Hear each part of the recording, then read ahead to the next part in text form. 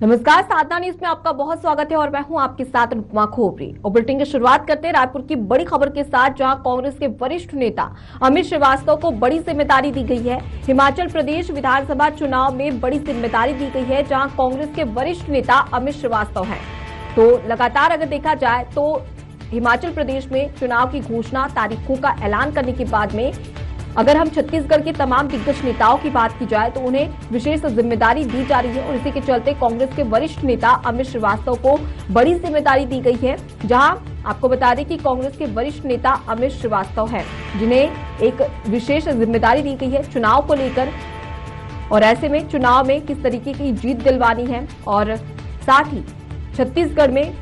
अगर बात करें तमाम दिग्गज नेताओं की, तो चाहे सीएम भूपेश बघेल की भी बात करें तो उन्हें सीनियर ऑब्जर्वर बनाया गया है, और वहीं अमित श्रीवास्तव की बात करें तो इन्हें ऑब्जर्वर बनाया गया है हिमाचल चुनाव के मद्देनजर।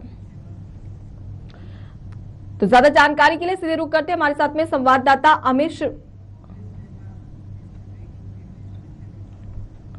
तो ज्यादा चर्चा के लिए इसी खबर पर हमारे साथ में कांग्रेस के वरिष्ठ नेता अमित श्रीवास्तव जुड़ गए हैं। अमित जी, बहुत स्वागत है आपका साधना न्यूज में। अमित जी, अब तक मेरी आवाज पहुंच रही है? जी, पहुंच रही है अनुपमा जी। सबसे पहले तो आपको बहुत बहुत शुभकामनाएं, क्योंकि एक विशेष जिम्मेदारी दी जा रही है हिमाचल के चुनाव को लेकर। जैसा कि देखा जाए तो लगातार छत्तीसगढ़ के दिग्गज नेताओं की बात करें तो जिस प्रकार से पार्टी हाईकमान ने ये नियुक्ति की है, और मैं आपके माध्यम से अपने वरिष्ठ नेताओं को धन्यवाद देना चाहता हूं और आपके माध्यम से ये आश्वस्त भी करना चाहता हूं कि जो जिम्मेदारी और जवाबदारी मुझे दी गई है,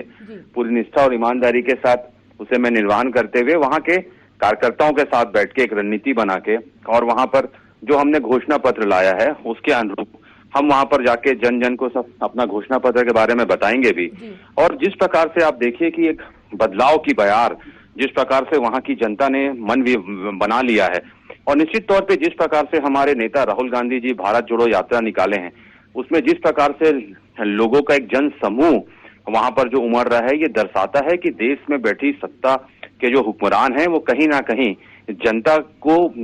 जिस प्रकार से महंगाई की मार और जनता झेल रही है, और जिस प्रकार से आप देखिए कि जनता त्रस्त है लेकिन केंद्र की बैठी मोदी सरकार मस्त है, ये सारी चीजों को हम वहां पर लोगों के बीच में ले जाएंगे। और जिस प्रकार से जो घोषणा पत्र, जैसा मैंने आपको कहा कि जो घोषणा पत्र हमने बनाया है, हम उस पर भी वहां पर लोगों तक जन जन तक वो घोषणा पत्र को पहुंचाएंगे और अपनी बातों को बताएंगे। और मुझे पूर्ण विश्वास है कि इस बार वहां पर कांग्रेस की प्रचंड बहुमत से सरकार बनेगी। अमित जी, अगर देखा जाए तो छत्तीसगढ़ की तो तमाम योजनाएं हैं, जो मॉडल है वो कहीं ना कहीं छत्तीसगढ़ में काफी कारगर है, तो क्या ऐसे में हिमाचल प्रदेश में भी छत्तीसगढ़ मॉडल देखने को मिलेगा? देखिए, आज छत्तीसगढ़ मॉडल जो है वो पूरे देश में पसंद किया जा रहा है, क्योंकि छत्तीसगढ़ मॉडल में किसानों की कर्ज माफी है, छत्तीसगढ़ मॉडल में नरवा गरुआ गुरुआ बाड़ी है, छत्तीसगढ़ मॉडल में बिजली बिल हाफ है, छत्तीसगढ़ मॉडल में लोगों को, युवाओं को रोजगार है। और उसी प्रकार से आप देखिए ऐसी अनगिनत योजनाएं, जैसे वनोपज की पैसे, इनके समय में 7 वनोपज की खरीदी होती थी, हमारे समय में 65 से ज्यादा वनोपज की खरीदी हो रही है।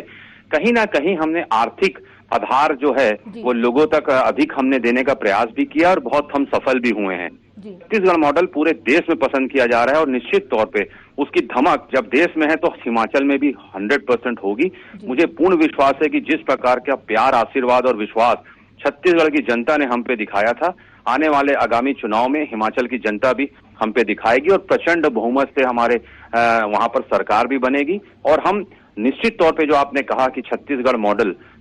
मॉडल की धमक भी वहां पर होगी। अमित जी, अगर हिमाचल की बात की जाए तो हिमाचल प्रदेश में बीजेपी की सरकार है, तो ऐसे में क्या चुनौतियां आपको नजर आ रही है?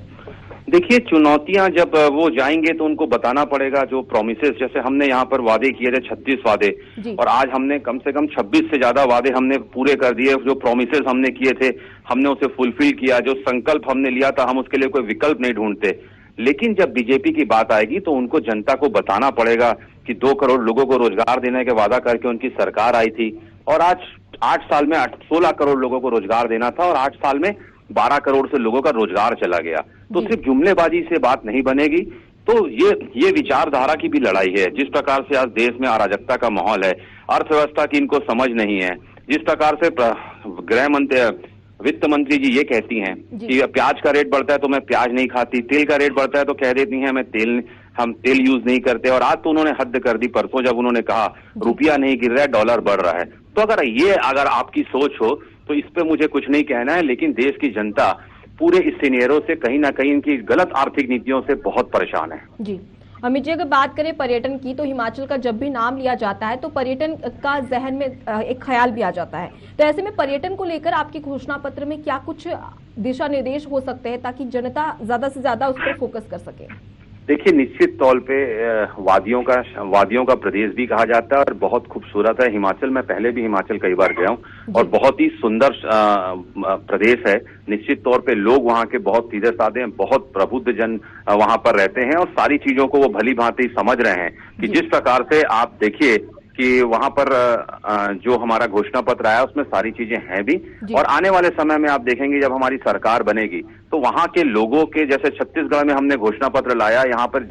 जनता से पूछ के हमने घोषणा पत्र बनाया और उनके अनुरूप आज सरकार काम कर रही है। तो उन्हें भी लगता है कि हमारी अपनी सरकार है, हमारे से पूछ के इन्होंने वादे किए थे, हमने जो अपने बातें रखी थी उसको इन्होंने घोषणा पत्र में रखा था और वही चीज हम हिमाचल में भी करने जा रहे हैं। तो उन्हें लगता है कि हमारी अपनी सरकार है और ये हमारे अपने मुद्दे हैं जिसे हमने बता के इनके घोषणा पत्र में रखवाया था। तो मुझे पूर्ण विश्वास है कि जिस प्रकार से आपने पर्यटन की बात की वैसे ही पर्यटन की दृष्टि से अगर आप देखेंगी तो Himachal is very rich in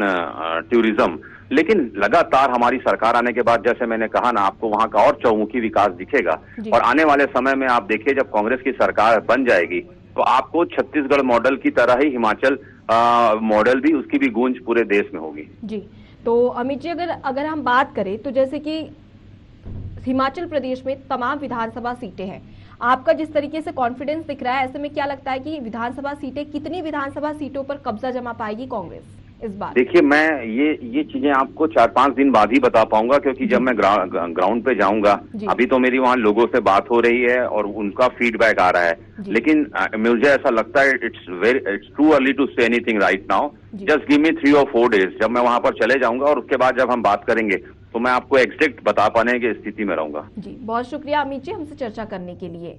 तो जैसा कि देखा जाए तो कांग्रेस के वरिष्ठ नेता अमित श्रीवास्तव को एक बड़ी जिम्मेदारी दी गई है, जहां पर उन्हें ऑब्जर्वर बनाया गया है और इसके चलते हमने उनसे बातचीत भी की, जहां पर उन्होंने जिक्र किया है कि विकास होगा हिमाचल प्रदेश में और साथ ही पर्यटन को लेकर भी उनके घोषणा पत्र में जिक्र किया गया है। तो कांग्रेस पूरी तरीके से तैयार बैठी है, लेकिन अब देखने वाली बात होगी कि विधानसभा चुनाव में किस तरीके से कांग्रेस अच्छा प्रदर्शन कर पाती है और हिमाचल प्रदेश की तमाम जो जनता है उसे अपने ओर आकर्षित कर पाती है।